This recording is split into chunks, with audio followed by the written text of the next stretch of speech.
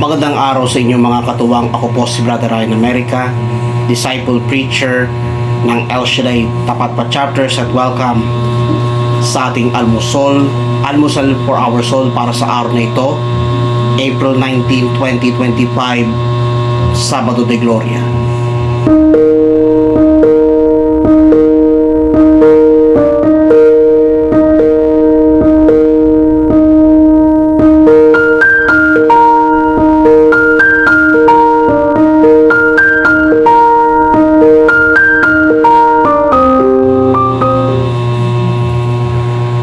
Ang mabuting balita ay for Easter Vigil. Siguro nagtatanong kayo, bakit for Easter Vigil?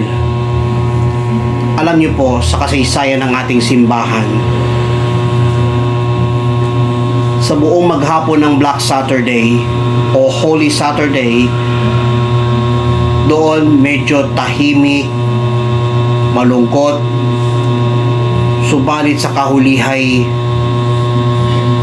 maluwalhati ang kahihinatnan. At ito po ang ating matutunghayan sa Ebanghelyo para sa Easter Vigil. Ang Ebanghelyo ay manggagaling sa Luke 24, 1-12. Sabi ng Ebanghelyo, dahil sa matinding takot, sila'y lumuhod. Sayad ang mukha sa lupa. Tinanong sila ng mga lalaki, bakit ninyo hinahanap ang buhay sa gitna ng mga patay? Wala na siya rito, siya'y muling nabuhay. Ito pong pinakamagandang viral trending fresh at hot topic. He is not here, He is risen. Yan po ang tunay na pag-asa ng linggo ng yan ang pag-asa sa ating pananampalataya, ang maluwalhating pagkabuhay na magpuli ng Panginoon.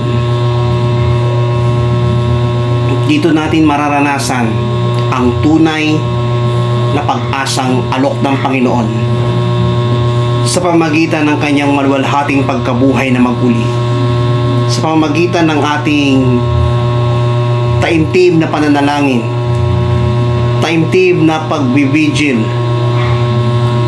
sa buong gabi, lalo't higit sa haba ng mga pagbasa bago tunghayan ang Liturgy of the Word. Makikita po natin ang tinatawag na salvation history base sa mga pagbasa kapag Black Saturday ng gabi. At dito natin masasaksihan at higit na masasaksihan ang tunay na pagmamahal ng Diyos. At sasaliwain natin ang kanyang maluwalhating pagkabuhay sa pamamagitan ng mga pangyayari sa araw ng tinatawag na Easter Vigil.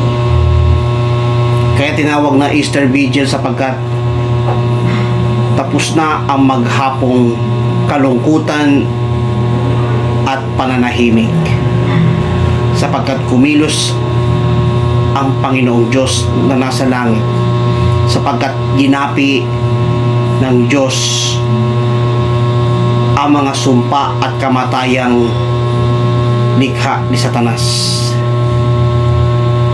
Nagapi na po ng Kristong muling nabuhay ang kamandag ng kamatayan,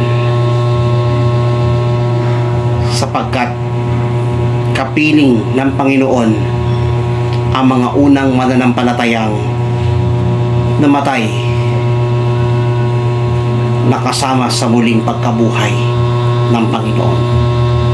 Kung nagustuhan niyo po ang video nito, tapagpala, pass to everybody. Sama-sama nating punuin sa social media ang mabuting balita. Gawin po nating viral, trending, fresh at hot topic bawat araw ang mabuting balita. Dito lamang po sa almusal for our soul. Isang mapayapa at maluwalhating Sabado de Gloria ang bati ko po sa inyong lahat.